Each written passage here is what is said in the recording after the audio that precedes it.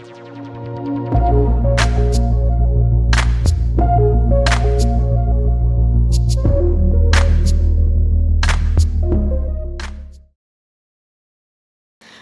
I first heard the word investment, I thought it was a new Avengers movie. Turns out it is even cooler and can actually save your future.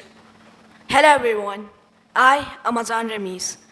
And give me a nod if you have ever interacted with someone who talks about some serious investments and growth at an early age of 12.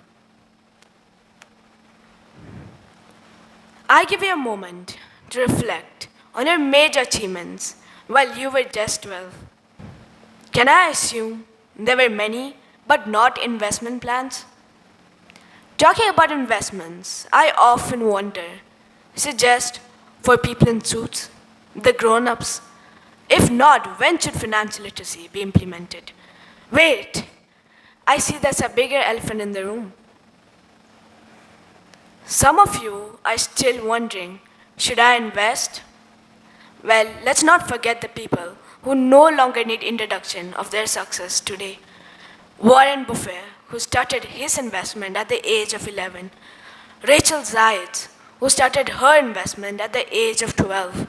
And Kavita Joshi, who started her investment at the age of 18. What is our gain from this line? If I must narrate in simple words, it clearly indicates that early investments results in long-term gains. In this fast-paced transforming world, where finance is shaping continuously, many of us are still unsure of the available opportunities for us to invest safely and yield the gains. In many families, the conversation of financial literacy is a matter not belonging to kids my age. I can easily count on my friends for whom financial literacy ends by them getting pocket money or allowance. Dear elders, I may be the voice of few who have the potential of understanding the financial whereabouts, but I request you to involve us in your genuine conversations pertaining to saving, investing, or risk analysis. Our generation understands the dynamics from a certain direction, which can lead to grounds for promising returns. We are short in knowledge as we lack in experience, but one thing is for sure, together we can make a remarkable difference in the world of finance. Let me quote and explain with my own example. At an early stage, I learned that if you want to invest, you need money. So I made a strategy to earn that money. My first transaction was an online trading of an automobile. Wondering who was my first sponsor? I had a detailed conversation with my father and I explained him my purpose of this trading and what I intend to do. And guess what? He believed in my thought process.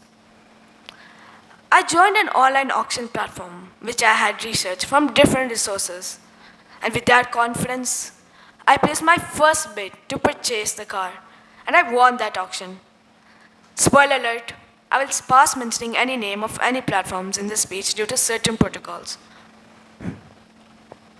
The car needed some repair, which was bare minimum and was done within a day. It took me exactly 7 days to sell it off in a different platform, but I cannot forget how stressful those days were. But I'm thankful for my ecosystem and my family who told me to be persistent. And on the 7th day, I made the first profit of the little investment I made. It elevated my skills and my confidence, and I proceeded to invest. It has been a year since I invested now, and I'm glad to say I made a profit of around 50,000 rupees. But it's still growing, every year, every second, and even while I'm speaking to you. So what is my mantra of investments? I like to call it the 3C model. The first C stands for clarity. Understand why behind your investments. Is it for your education, for a safe retirement plan, or for a home? It is also important to know the difference between saving and investing.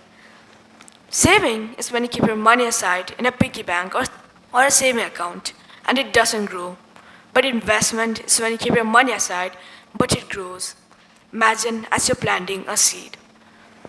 Don't just invest because a friend or influencer says it's cool. It's also very important to know your timeline and purpose. The second C stands for caution.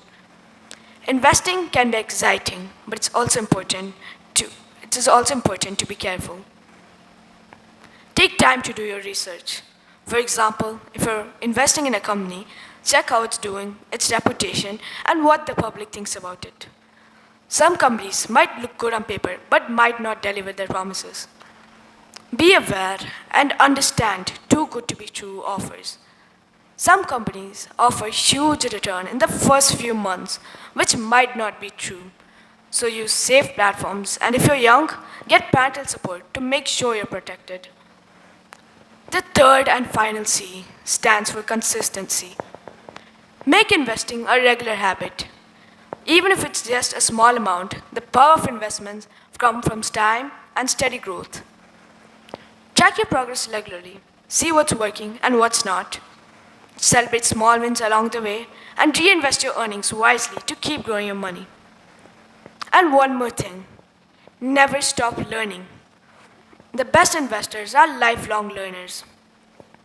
Keep on reading, asking questions, and improving your knowledge.